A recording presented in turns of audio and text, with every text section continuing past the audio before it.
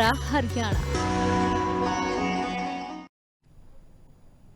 नमस्कार, राम राम। मैं हूं आपके साथ नामिका धीमान। हमारा हरियाणा देख रहे सभी दर्शकों का स्वागत है। शुरुआत करेंगे हरियाणा बीजेपी प्रभारी सतीश पुनिया से, जो कि अपनी अब नई पारी शुरू करेंगे। हरियाणा बीजेपी प्रभारी को राज्यसभा उम्मीदवार बनाया गया है। सतीश पुनिया को राज्यसभा उम्मीदवार बनाया गया। राजस्थान से राज्यसभा उम्मीदवार होंगे सतीश पुनिया। बड़ा फैसला लिया गया है हरियाणा बीजेपी प्रभारी को लेकर, जो कि सतीश पुनिया राज्यसभा उम्मीदवार ऐलाने गए हैं। हरियाणा सरकार की ओर से यह फैसला सुनाया गया। राजस्थान से राज्यसभा उम्मीदवार होंगे सतीश पुनिया। अपनी नई पारी को शुरू करेंगे। नई जिम्मेदारियां उन्हें दी गई हैं। हरियाणा बीजेपी प्रभारी सतीश पुनिया को राज्यसभा उम्मीदवार के तौर पर हरियाणा बीजेपी की ओर से चुना गया है। सतीश पुनिया को राज्यसभा उम्मीदवार बनाया गया है। बीजेपी प्रभारी को राज्यसभा उम्मीदवार बनाया गया है और इसी के साथ ही वह अब अपनी नई पारी शुरू करेंगे।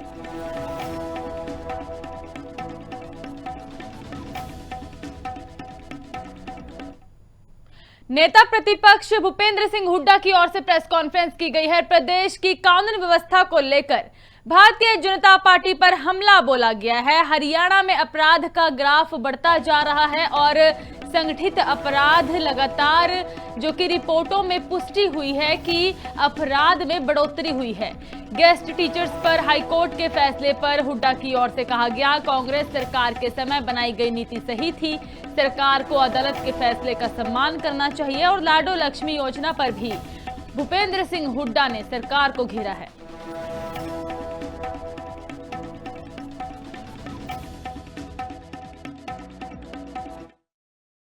कोई ना कोई रोज कोई ना कोई बताता है। ये पूरी डिटेल तुम्हारी छापी हुई है भाई,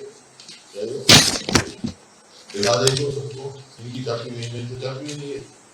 इतना क्राइम जो है, हाँ,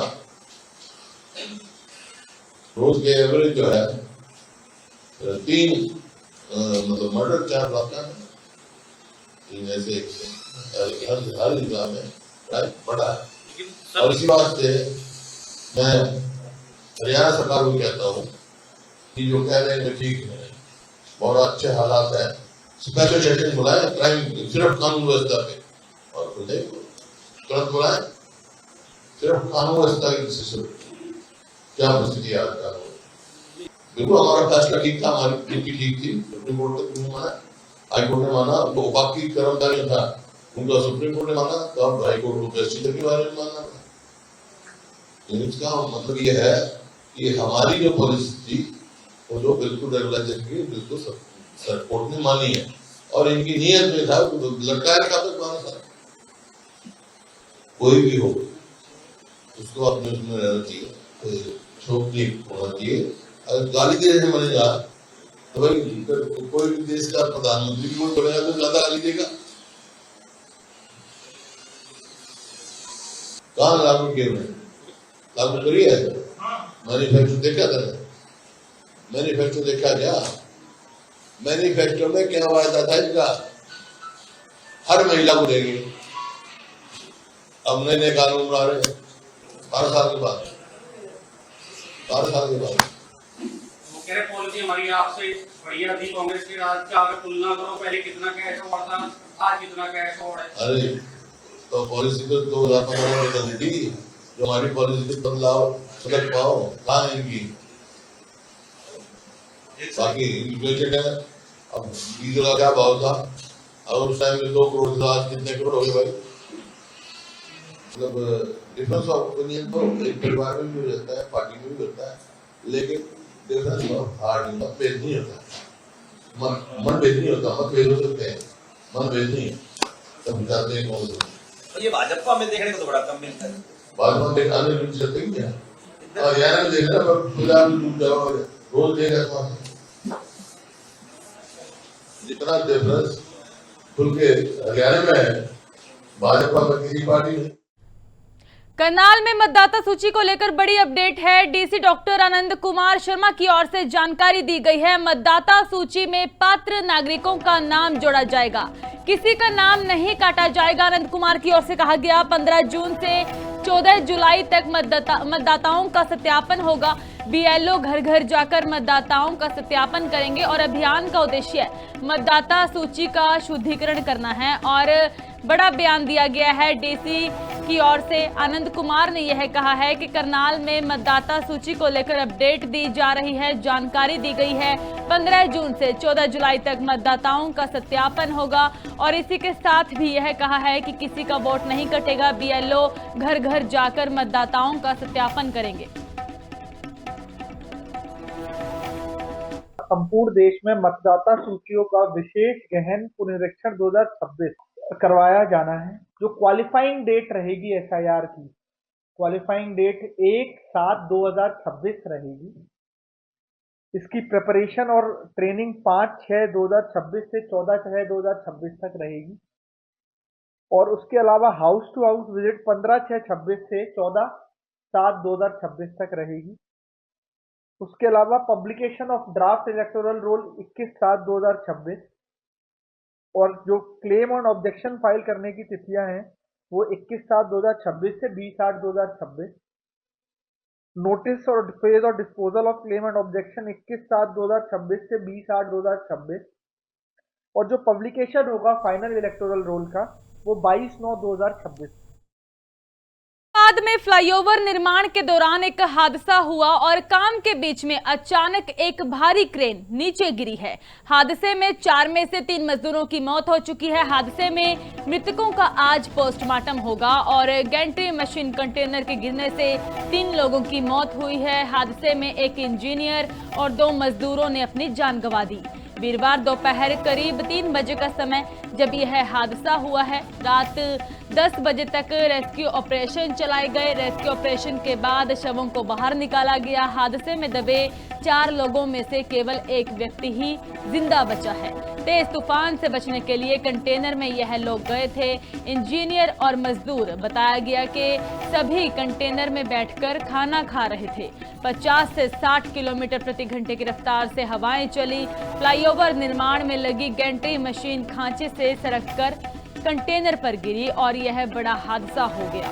रात 10 बजे तक यह रेस्क्यू ऑपरेशन चलाया। शवों को बाहर निकाला गया। बताया जा रहा है कि कंटेनर में 4 लोग सवार थे, लेकिन 4 में से एक युवक की जान बची है। 3 मजदूरों की मौत हो चुकी है। पोस्टमार्टम आज किया जाएगा। जांच की जा रही है।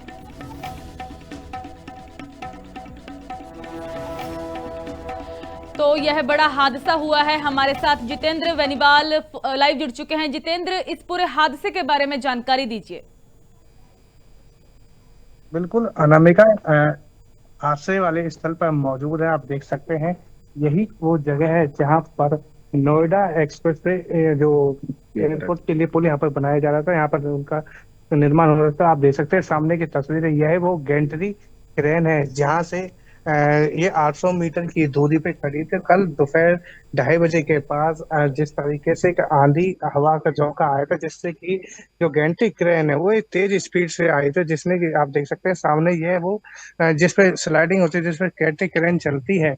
तो इसका लॉक टूटा तो साथ में एक कंटेनर था जिसपे मजदूर जहाँ पर लंच कर रहे थे, तो कहीं ना कहीं जिस तरीके से उसके नीचे जो गैंट्री जो क्रेन वो गिर पड़ी तो वो दब गए। तो कहीं ना कहीं जिस तरह से सूचना मिली तो भारी पुलिस बल मौके पे पहुंची, एसडीआरएफ की टीम पहुंची, एनडीआरएफ की टीम मौके पर पहुंची। जिस तरीके से जो किया गया था, जिसमें से कि 4 मजदूरों को यहाँ पे निकाला गया था और जिनमें से 3 की मौत हो चुकी है, तो एक का अस्पताल में इलाज चल रहा है। तो वहीं जिस तरीके से जो अभी फिलहाल जो अपडेट है कि एनएचएम की तरफ से बताया जा रहा है कि 2 अधिकारी नियुक्त किए गए हैं, जिसमें कि जिस तरीके से जो लापरवाही सामने है उन पे लापरवाही जो सामने है उस पर कार्रवाई की जाएगी। जितेंद्र, जैसे कि आपने बताया कि लापरवाही इस पूरे मामले में सामने आई है। हालांकि 3 मजदूरों की मौत बताई जा रही है और चौथा जिसके जो कि इस अस्पताल में इलाज चल रहा है, उसकी हालत कैसी है? और जो ये 3 मजदूरों की मौत हुई है, ये कहाँ के रहने वाले थे? बिल्कुल, जिस तरीके से ये जो मजदूर है ये सब बाहर के रहने वाला है, जिसका जो इलाज चल रहा है उसके गंभीर रूप से चल रहा है, भी पता कह नहीं सकते और जिस तरीके से आप देख सकते हैं कि जो ये गैंटी क्रेन है, ये गैंटी क्रेन जो सामने तस्वीरें आपको दिखा रही है, जो हैवी जो गाटर है इनको उठाने के लिए काम आता है। तो जिस तरीके से कल गैंटी क्रेन 800 मीटर की दूरी के पास वहां पर खड़ी, इससे कोई काम नहीं हो रहा था, तो एकदम हवा का झोंका आया जिससे कि एकदम स्पीड में गैंटी क्रेन आई, तो तो उस पे गिरे, जिसके नीचे जो मजदूर लंच कर रहे थे तो वो दब गए थे। तो कहीं ना कहीं रेस्क्यू पुलिस के द्वारा किया गया था, जिनमें से कि 4 लोगों को वहां से निकाले गए थे, तीनों की मौत हो गई और एक गंभीर रूप से घायल। जी, लापरवाही को लेकर पुलिस अधिकारियों का क्या कहना है इस मामले में? टीम गठित कर दी गई है और इसमें जांच चल रही है, जो भी इसमें आएगा उसके ऊपर कार्रवाई साफ तौर पर की जाएगी। ठीक है जितेंद्र, बहुत बहुत धन्यवाद जानकारी देने के लिए, तस्वीरें दिखाने के लिए जहां पर यह बड़ा हादसा हुआ है। हादसे में मृतकों का आज पोस्टमार्टम किया जाएगा। गंट्री मशीन कंटेनर के गिरने से 3 मजदूरों की मौत हुई है। पुलिस की ओर से जांच की जा रही है, लेकिन इस पूरे हादसे में लापरवाही सबसे सामने आई है। कुरुक्षेत्र के एक नौजवान की कनाडा में मौत हो चुकी है। मनदीप सिंह की स्विमिंग पूल हादसे में जान चली गई है। नहाने के दौरान पैर फिसलने से यह हादसा हुआ और उसने इस दौरान अपनी जिंदगी से हाथ धो लिया। 3 दिन तक जिंदगी और मौत से यह युवक लड़ता रहा। 2 साल पहले बेहतर भविष्य के लिए कनाडा गया था और इस दौरान दोस्तों के साथ घूमने के लिए गया हुआ था और स्विमिंग पूल में जब यह मौजूद था तब इस नौजवान के पैर फिसलने से हादसा हुआ है। अस्पताल में दाखिल करवाया जाता है और इस दौरान 3 से 4 दिन जो कि मौत और जिंदगी के बीच की लड़ाई यह लड़ रहा था, लेकिन आखिर में अपनी जिंदगी से हाथ धोना पड़ा और इसकी मौत हो गई। फिलहाल परिवार की ओर से शोक जताया जा रहा है और इस नौजवान का संस्कार किया गया है। झज्जर में नहर में बहे युवक और युवती, जो कि एक मामला सामने आया। नहाने उतरी 20 साल की तमन्ना तेज बहाव में डूब चुकी है। तमन्ना को बचाने कूदने के लिए जो कि 22 साल का अनिल भी बहा है और पहाड़ीपुर पलड़ा के बीच में पुल के पास यह हादसा हुआ। सूचना मिलते ही मौके पर पुलिस पहुंची। यूपी के बंदायूं और संभल के रहने वाले बताए जा रहे हैं। जब एक 20 साल की युवती जो कि नहर में डूब जाती है तो उसे बचाने के लिए 22 साल के युवक अनिल की ओर से नहर में छलांग लगाई जाती है और वह भी बह जाता है, उसकी भी मृत्यु हो जाती है। दोनों जो कि मृतक पाए गए हैं अपने परिवार के साथ तमन्ना किराए पर रह रही थी। गोताखोरों ने अनिल का शव को बरामद किया है। प्रशासन ने लोगों से नहर में नहाने से बचने की अपील की है। 21 वर्ष की 2 युवा थे। लड़की का नाम तमन्ना था, जो नहर में 1 बजे के आसपास ये फील्ड में काम कर रहे थे। तो नहाने की नीयत से वो जो सीढ़ियाँ बनी हुई थी वहाँ बैठ के नहा रहे थे। लड़का था, इसमें यूपी से ये दोनों संबंधित हैं। लड़के का नाम इसमें जो है अनिल है और जैसे ही लड़की का पैर फिसला तो लड़का उसको बचाने के लिए नहर में कूद के, इनके परिवारजन भी वहीं मौजूद थे। तो करीबन 1 मिनट के बाद इनका पता नहीं मिल पाया। अभी के लिए जो बॉडी है, जो डेड बॉडी है इनकी अनिल की, वो रिकवर कर गई है और लड़की की अभी तलाश। रेवाड़ी में एक महिला की ओर से आत्महत्या की गई है। दहेज प्रताड़ना से तंग अपनी जीवन लीला समाप्त कर ली। पति समेत 5 के खिलाफ पुलिस ने मामला दर्ज किया है। मृतका के परिजनों ने ससुराल पक्ष पर आरोप लगाए हैं। पुलिस ने शव को कब्जे में लेकर पोस्टमार्टम के लिए भेजा है। तस्वीरें आप देख रहे हैं रेवाड़ी की, जहां पर एक महिला की ओर से आत्महत्या की गई है। पति समेत 5 के खिलाफ मामला दर्ज किया गया। दहेज प्रताड़ना से तंग आकर महिला की ओर से यह खौफनाक कदम उठाया गया। सर, हमारे गांव की बेटी थी, वो यहाँ शांति नगर में ब्याई गई थी। वहाँ उसने सुसाइड हुआ किया, ये हमें कोई मालूम नहीं है। हमें सूचना मिली, हम यहाँ पंचायत थाने में आए तो यहाँ हमें आके पता चला कि भाई उसने ऐसे फांसी खा ली। तो सर हमने यहाँ पे कंप्लेंट दी और कंप्लेंट देने उस पर कार्रवाई कर रही है। उन्होंने मारी है वो, मुझे विश्वास नहीं है उन लोगों का। जब दोनों हाथ पीछे बांध कर बाल्टी में मुंह डुबो सकते हैं, 2 फांसी भी लगा सकते हैं। मुझे विश्वास नहीं है उनका बिल्कुल भी। अब पुलिस क्या कह रही है? पुलिस तो कह रही है उन्हें अपने आप सुसाइड किया है। पुलिस तो हमारा एप्लीकेशन भी नहीं ले रही थी, बाद में दिया गया है। हाँ, मांग क्या है, हमें तो इंसाफ चाहिए। हमें गरीब आदमी, हमारे पास कुछ नहीं है, हमें इंसाफ चाहिए। मुझे उनकी जेल चाहिए सभी की। उसकी सास है, ससुर है, उसका पति है, उसकी दो ननद है। ये तो बता रहे हैं जी उन्होंने खुद फांसी खाई है, बाकी उन्होंने खुद फांसी नहीं खाई। ठीक है, और हमें को इंसाफ हम ये नहीं चाहिए कि भाई उसको जेल हो, ये नहीं चाहिए हमें जैसे वो फांसी खाई नहीं ऐसे उसकी फांसी। जब वो पीती भी, उसमें नशा है देश भर का। ड्रग्स करते हैं ऐसे पीछे हाथ बांध के बार बार उसमें डबो के इतने मारे। जब मेरे पापा गए, जब लेकर आए वहां से, और वो बार बार लेके गए। में एडमिट कराई हमने। अभी तो मैं तो सासरे से मतलब आई हुई हूँ जी। ये मेरी बहन है, इन्हें सूचना मिली थी कि उन्हें खुद फांसी खाई। आज मैंने साथ जाके देखा फिर आपने वहाँ? जाके देखा तो पुलिस हमारे जाने से पहले तो हिमाचल में कांग्रेस को बड़ा झटका लगा है। कांग्रेस प्रदेश उपाध्यक्ष की ओर से इस्तीफा दिया गया है। बड़े सवाल खड़े किए गए हैं हिमाचल की सरकार पर। नीरज भारती की ओर से पद को छोड़ा गया है। संगठन और सरकार पर गंभीर सवाल उठाए गए। कैबिनेट मंत्री प्रोफेसर चंद्र कुमार के बेटे हैं नीरज भारती, जिनकी ओर से अपना पद छोड़ा गया। बीजेपी में जाने की अटकलों पर भी जो कि उनकी ओर से विराम लगाया गया है।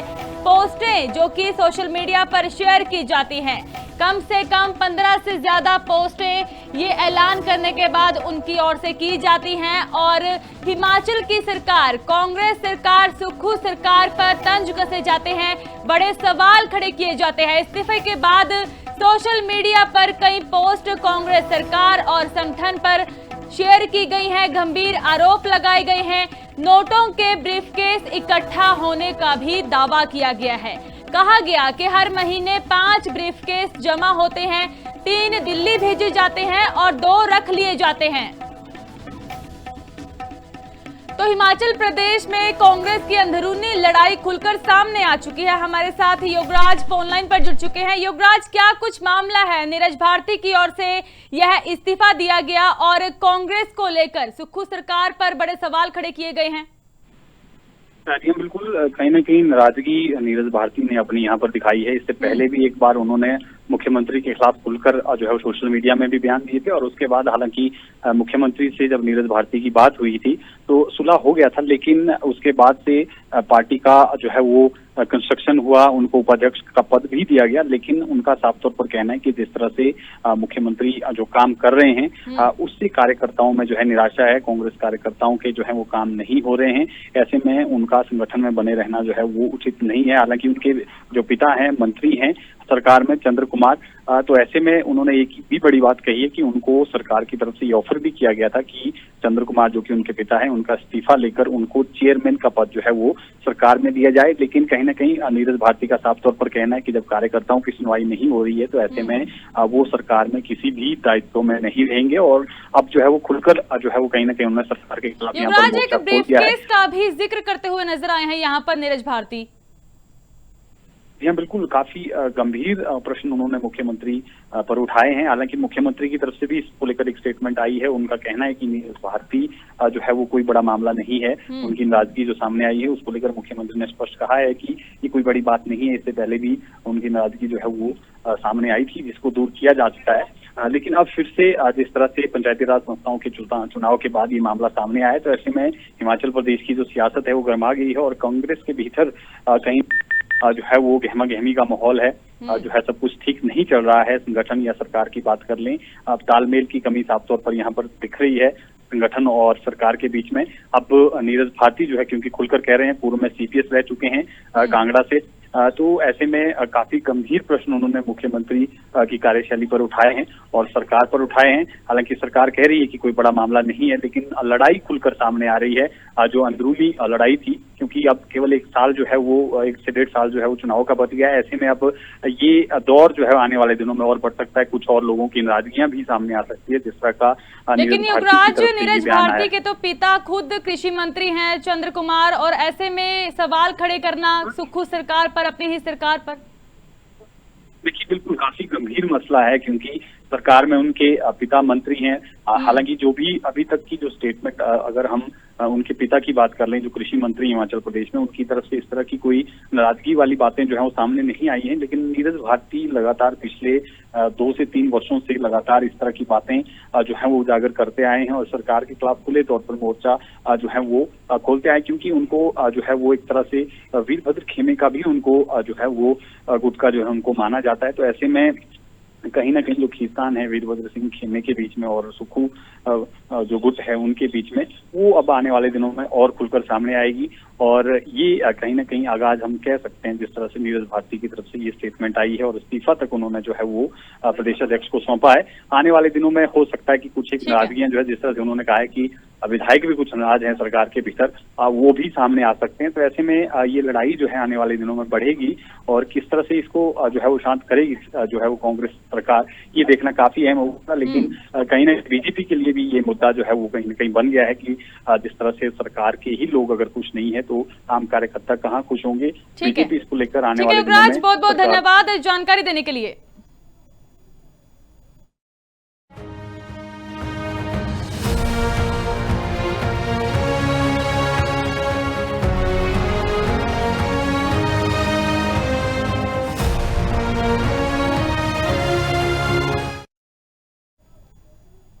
तो 2047 तक हरियाणा को देश का सबसे विकसित राज्य बनाने के लक्ष्य के साथ मुख्यमंत्री नायब सिंह सैनी लगातार विभिन्न विभागों के साथ उच्च स्तरीय मीटिंगें कर रहे हैं। हरियाणा विजन 2047 के तहत इन बैठकों में 5 साल के रोडमैप पर चर्चा हुई है और हरियाणा को आगे ले जाने के लिए, हरियाणा को नंबर 1 बनाने के लिए अधिकारियों के साथ समीक्षा की गई है। मुख्यमंत्री नायब सिंह सैनी ने स्पष्ट रूप से निर्देश दिए हैं कि केवल लक्ष्य निर्धारित करना ही पर्याप्त नहीं है, उन्हें निर्धारित समय सीमा के भीतर लागू करना भी उतना ही महत्वपूर्ण है। गुरुवार को एक समीक्षा बैठक हुई है। आइए पूरी जानकारी जानते हैं इस खास रिपोर्ट में। विकसित हरियाणा 2047 का लक्ष्य की ओर तेजी से बढ़ रहा प्रदेश। मुख्यमंत्री नायब सिंह सैनी ने की विजन 2047 की समीक्षा। मुख्यमंत्री नायब सिंह सैनी ने हाल ही में चंडीगढ़ और गुरुग्राम में कई विभागों के साथ समीक्षा बैठकें की, जिनमें सहकारिता, खाद्य एवं नागरिक आपूर्ति, युवा सशक्तिकरण, उद्यमिता, परिवहन, स्वास्थ्य, कृषि सिंचाई, पुलिस, राजस्व और दूसरे विभागों की आगामी 5 वर्षों की कार्य योजनाओं पर विस्तार से चर्चा की गई। इन बैठकों का उद्देश्य विकसित भारत 2047 के राष्ट्रीय लक्ष्यों के अनुरूप विकसित हरियाणा का रोड मैप तैयार करना है। समीक्षा बैठक में मुख्यमंत्री नायब सिंह सैनी ने अधिकारियों को निर्देश दिया कि प्रत्येक विभाग वर्ष 2030 तक के लिए वर्षवार लक्ष्य निर्धारित करे, ताकि योजनाओं की प्रगति का नियमित मूल्यांकन किया जा सके। योजनाओं का लाभ सीधे आम नागरिकों तक पहुंचना चाहिए और सभी विभागों को नीति आयोग के साथ समन्वय बनाकर सुधारों पर काम करना होगा।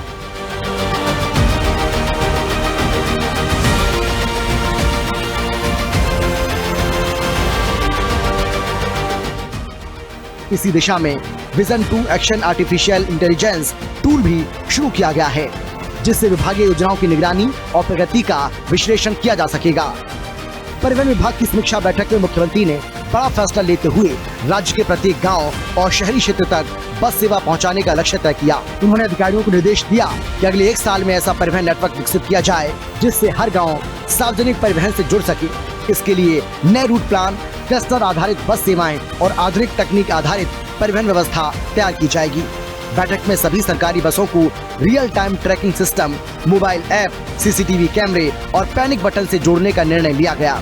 साथ ही इलेक्ट्रिक बसों के विस्तार, नए चार्जिंग स्टेशन स्थापित करने और सौर ऊर्जा आधारित बस स्टैंड विकसित करने पर भी जोर दिया गया।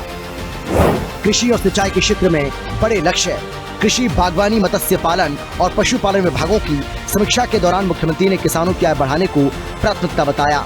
प्राकृतिक खेती, फसल विविधीकरण, आधुनिक कृषि तकनीक, डायरेक्ट सीडिंग ऑफ राइस यानी DSR और पशु स्वास्थ्य सेवाओं के विस्तार पर जोर दिया गया। पशुपालन सेवाओं को गाँव तक पहुँचाने और मोबाइल वेटनरी सेवाओं को मजबूत करने के निर्देश भी दिए गए। सिंचाई विभाग की बैठक में मुख्यमंत्री ने पारंपरिक सिंचाई प्रणालियों से आगे बढ़कर आधुनिक जल प्रबंधन मॉडल अपनाने का निर्देश दिया। उन्होंने प्रत्येक 10 एकड़ या उससे अधिक कृषि क्षेत्र के लिए सामुदायिक जल टैंक विकसित करने और सूक्ष्म सिंचाई प्रणाली को बढ़ावा देने का फैसला लिया ताकि हर खेत तक पर्याप्त पानी पहुंच सके। स्वास्थ्य, कानून व्यवस्था और प्रशासनिक सुधार। स्वास्थ्य विभाग की समीक्षा में मुख्यमंत्री ने विश्व स्तरीय पेशेवर संस्थाओं और आधुनिक तकनीकों की सहायता लेकर स्वास्थ्य सेवाओं को बेहतर बनाने पर जोर दिया। उन्होंने कहा कि हरियाणा विकसित भारत 2047 के लक्ष्य को समय से पहले हासिल करने की क्षमता रखता है। इसके लिए विभागों के बीच बेहतर समन्वय आवश्यक है। पुलिस और जेल विभाग की समीक्षा में साइबर अपराधों पर प्रभावी नियंत्रण, महिलाओं की सुरक्षा और डायल 112 सेवा को और मजबूत करने के निर्देश दिए गए। महिलाओं के सुरक्षित आवागमन के लिए विशेष डिजिटल तंत्र विकसित करने, आधुनिक तकनीक आधारित पुलिसिंग को बढ़ावा देने की योजना पर चर्चा हुई। राजस्व एवं आपदा प्रबंधन विभाग की समीक्षा में मुख्यमंत्री ने भूमि विवादों के शीघ्र समाधान के लिए पूरे राज्य में राजस्व लोक अदालतें आयोजित करने का निर्णय लिया। साथ ही डिजिटल केस मैनेजमेंट सिस्टम लागू करने और आपदा प्रबंधन व्यवस्था को सभी जिलों तक विस्तारित करने की योजना बनाई गई। कई कॉन्क्लेव में सीएम रख चुके हैं विकास का विजन। हाल के कई कॉन्क्लेव और कार्यक्रमों में मुख्यमंत्री नायब सिंह सैनी ने कहा कि उनकी सरकार लगातार काम कर रही है और विधानसभा चुनावों के दौरान किए गए 217 संकल्पों में से 63 पूरे किए जा चुके हैं। उन्होंने बताया कि 25,000 युवाओं को नियुक्ति पत्र दिए गए हैं। रोजगार, शिक्षा और महिला सशक्तिकरण सरकार की प्राथमिकताओं में शामिल है। मुख्यमंत्री ने नई औद्योगिक नीति 2026 का उल्लेख करते हुए कहा कि इसके तहत लगभग 1.10 लाख करोड़ रुपए के MOU हस्ताक्षरित हुए हैं, जिससे बड़े पैमाने पर निवेश और रोजगार के अवसर पैदा होंगे। उन्होंने विश्वास जताया कि हरियाणा आने वाले वर्षों में देश का अग्रणी औद्योगिक और निवेश केंद्र बनेगा। मुख्यमंत्री सैनी ने कहा कि हरियाणा विजन 2047 केवल एक सरकारी दस्तावेज नहीं, बल्कि राज्य के समग्र विकास की कार्य योजना है। इसका लक्ष्य बेहतर बुनियादी सुविधाएं, मजबूत अर्थव्यवस्था, आधुनिक कृषि, गुणवत्तापूर्ण शिक्षा, प्रभावी स्वास्थ्य सेवाएं, सुरक्षित समाज और पारदर्शी प्रशासन सुनिश्चित करना है। उन्होंने कहा कि विकसित भारत 2047 के लक्ष्य को हासिल करने में हरियाणा अग्रणी भूमिका निभाएगा और राज्य को विकास के नए शिखर तक पहुंचाएगा। आप जुड़े रहे लिविंग इंडिया न्यूज के साथ, मुझे दीजिए इजाजत। धन्यवाद।